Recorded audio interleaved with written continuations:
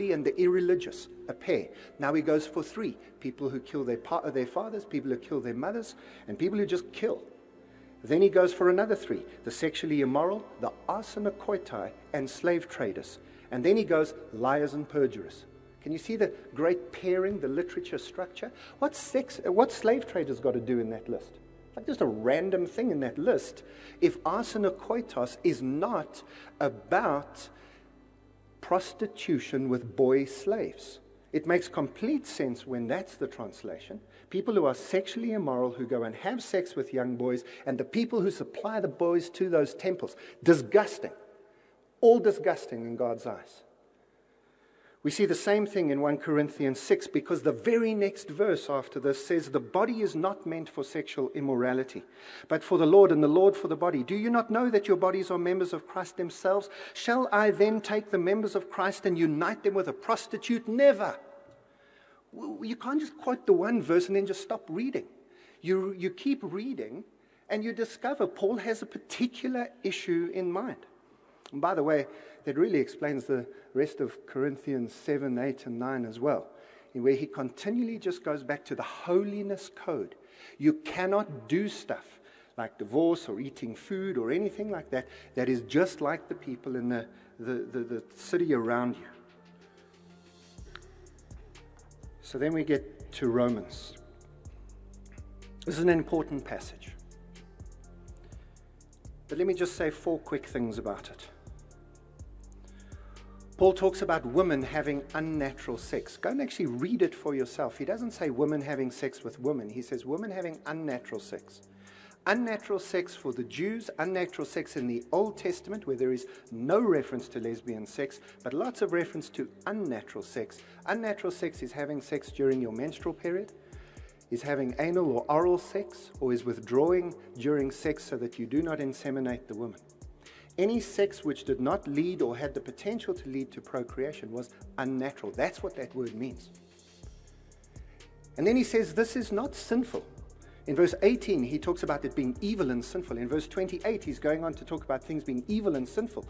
But in between, where he talks about homosexuality, he just calls it shameful.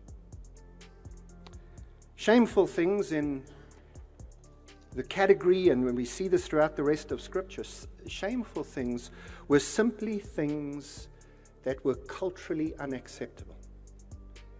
And Paul's going to go on in chapter 2 to talk about the culturally unacceptable things of circumcision. His whole point is that Jews and Gentiles were fighting with each other, seeing the world in fundamentally different ways. And the Jews looked at the Gentiles, who walked around in very revealing clothes, in fact did most of their sport naked, had public baths with nakedness everywhere. This was horrible to the Jews. They just thought it was disgusting. And then the Gentiles looked at the Jews and they said, that whole food thing, we really like our shellfish. And pork's pretty cool. And that whole circumcision thing, I don't think so. And this had caused one of the major splits. This was the defining factor of debate in the early church. There'd been a huge fallout in Antioch. Paul wants to come to Rome to build Rome as his new base because Antioch had fallen apart on him. And he says to the Jews and Gentiles, hey guys, you've got to get on with each other. And Jews, you look at the Gentiles and you think that the stuff they're doing is shameful. Gentiles, you look at the Jews and the stuff they're doing and you think that it's disgusting. Just get over yourselves. Read Romans chapter 2, verses 1 to 5. Don't stop reading at the end of Romans chapter 1. Paul didn't put chapters and verses into his letter. It's meant to be read. And he says, do not judge each other on these issues. These are not issues to be judged on. But then he says about the men, so that's the woman. He then says about the men, hang on, you guys are going against nature. Parafusim. You can't just make up what Paul was saying. Paul uses that phrase a number of other times. He uses it in 1 Corinthians to say, do you not know that it is against nature for men to have long hair? Seriously?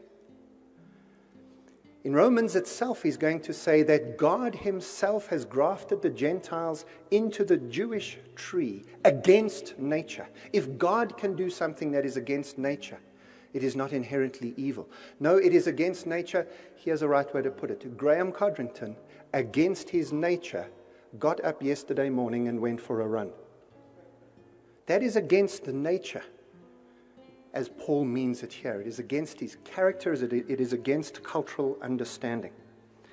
And notice once again, my fourth point about Romans, that the whole of Romans 1:18 to 32 is cast once again in the context of idolatry, the context of idol worship and cultic temple practice. I think the Scripture is clear. I think the Scripture is consistent. I think the Scripture always has been consistent. That what God is against is the abusive sexual practices that go with cults and temples. But what about Jesus? Because Jesus said, hang on. From the beginning of time, have you not heard, have you not read that God made them male and female, and that they are to become one flesh?